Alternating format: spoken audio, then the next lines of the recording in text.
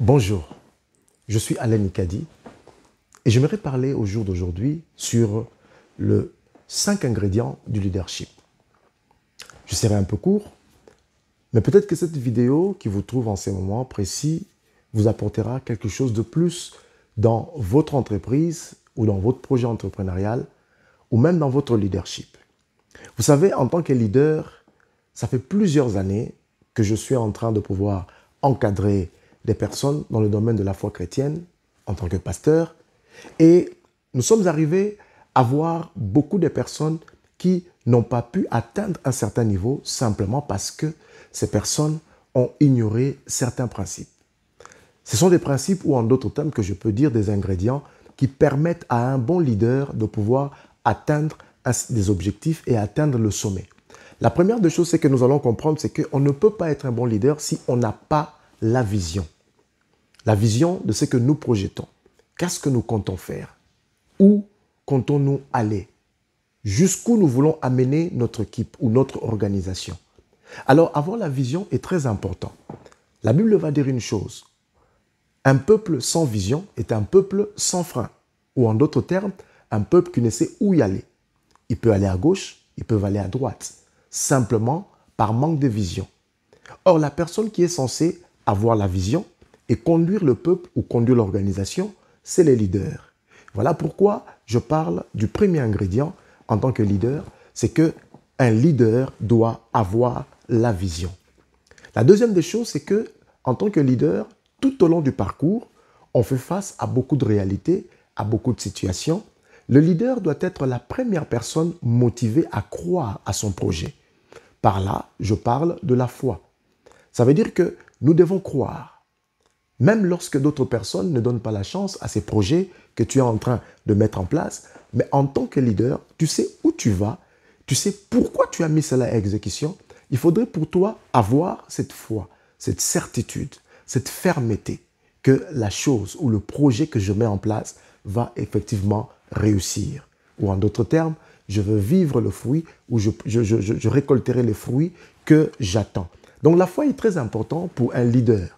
Que ce soit dans le domaine de l'entrepreneuriat, que ce soit dans le domaine du ministère, que ce soit dans tout autre domaine de la vie, on a besoin de croire à notre propre projet. Ne laissez à personne de croire à votre projet. Du reste, personne ne croira à votre projet plus que vous-même parce que vous êtes, en d'autres termes, le cerveau moteur. Vous êtes la plaque tournante qui permet à ce que le projet qui est né puisse atteindre les objectifs escomptés. Troisièmement, le produit à valeur ajoutée. Oui, certes, je suis leader, j'apporte quelque chose, j'ai un projet. Mais est-ce que le produit que j'apporte, est-ce que ce que moi j'apporte a une valeur ajoutée? Pourquoi est-ce que les gens viendront vers moi au lieu de ne pas aller vers une autre personne qui propose peut-être le même service que moi ou en d'autres termes, qui aussi a le même produit que moi?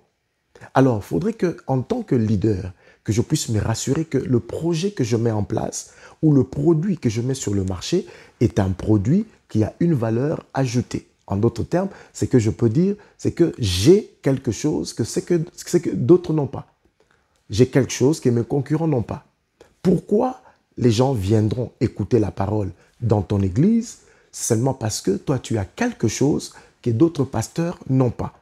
Et il est important en tant que leader de comprendre que nous devons nous poser ces questions-là pour savoir est-ce que ce que j'apporte répond-il aux besoins de ces personnes? Qu'est-ce que ça apporte de plus dans leur vie? Quatrièmement, une bonne équipe. Vous savez, même Jésus-Christ étant sur la terre des vivants, avant de commencer le ministère, s'est constitué une équipe. C'est constitué des hommes et des femmes qui devaient l'entourer pour pouvoir l'aider à bien mener la vision. Une bonne équipe va t'aider de pouvoir facilement et en plus rapidement de pouvoir atteindre certains objectifs. Mais une mauvaise équipe, bien aimée, sera un poids, sera un piège. J'aimerais vous dire cela par expérience. Parce que si vous n'avez pas une très bonne équipe, vous allez perdre assez d'années et beaucoup de temps inutilement. Vous perdrez aussi beaucoup d'argent. Alors que si vous avez une très bonne équipe, cette équipe bonne, des bonnes personnes qui ont compris la vision et qui croient aussi en toi, et qui croient aussi au projet, ces personnes seront là pour pouvoir t'aider de pouvoir atteindre les objectifs. Ça veut dire que tu ne pourras pas faire tout ce que tu peux faire seul. Tu pourras te reposer sur d'autres personnes parce que ces personnes ont d'autres compétences que toi, tu n'as pas. Et c'est ce qui fait la force d'une équipe. Lorsque nous avons une bonne équipe, alors sois sûr et certain que tu vas atteindre les objectifs. La réussite fait partie de ton organisation. Cinquièmement, une bonne stratégie. La stratégie est très importante. Vous savez, pour nous en tant que chrétiens, la stratégie, effectivement, le Saint-Esprit peut nous inspirer une bonne stratégie, tout comme aussi au travers de l'expérience aussi par rapport à ce que nous présentons comme projet, l'Esprit de Dieu peut nous révéler énormément de choses pour mettre en place certaines stratégies afin de pouvoir atteindre les objectifs. Je vais donner juste un exemple. Vous savez, lorsque Israël devait prendre possession de Jéricho, il a fallu que le Saint-Esprit leur donne une stratégie. Ce n'était pas une stratégie humaine, mais une stratégie divine.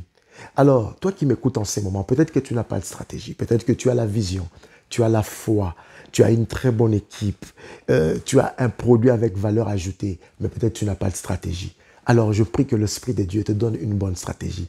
Peut-être que tu as une vision, tu as la foi, tu as un produit à valeur ajoutée, mais tu n'as pas une bonne équipe. Je prie que le Seigneur te donne la capacité de pouvoir attirer tout autour de toi une bonne équipe.